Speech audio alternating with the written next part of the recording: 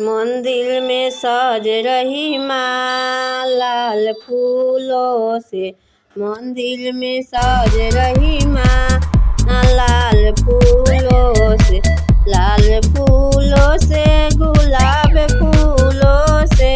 लाल फूलों से गुलाब फूलों से। मंदिर में सज रही माँ लाल फूलों से। मंदिर में सज रही माँ लाल फूलों से। मैया के द्वारे अंधा पुकारे। मैया के द्वारे अंधा पुकारे। नयन को देने वाली माँ लाल फूलों से। नयन को देने वाली माँ लाल फूलों से।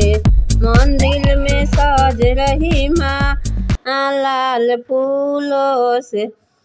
मैया के द्वारे कोढ़िया पुकारे। मैया के द्वारे कोढ़िया पुकारे। काया को देने वाली माँ लाल फूलों से। काया को देने वाली माँ लाल फूलों से। मंदिर में सज रही माँ लाल फूलों से। मंदिर में सज रही माँ लाल फूलों से। मैया के द्वारे निर्धन पुकारे। मैया के द्वारे निर्धन पुकारे।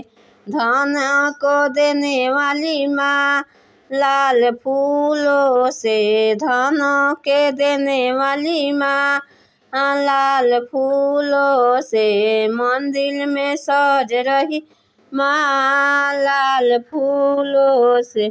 मैया के द्वारे कन्या पुकारे। मैया के द्वारे बालक पुकारे। विद्या को देने वाली माँ लाल फूलों से। विद्या को देने वाली माँ लाल फूलों से। मंदिर में सज रही माँ लाल फूलों से। मैया के द्वारे लड़की पुकारे। सिंदूर के देने वाली माँ लाल फूलों से। मंदिर में सज रही माँ लाल फूलों से।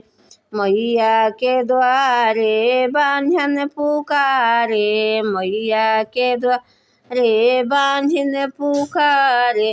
बालक को देने वाली माँ लाल फूलों से। बालक को देने वाली माँ लाल फूलों से। मंदिर में सज रही माँ लाल फूलों से। मंदिर में सज रही माँ लाल फूलों से।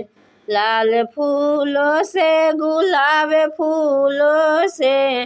मंदिर में सज रही माँ लाल फूलों से। मंदिर में सज रही माँ लाल फूलों से।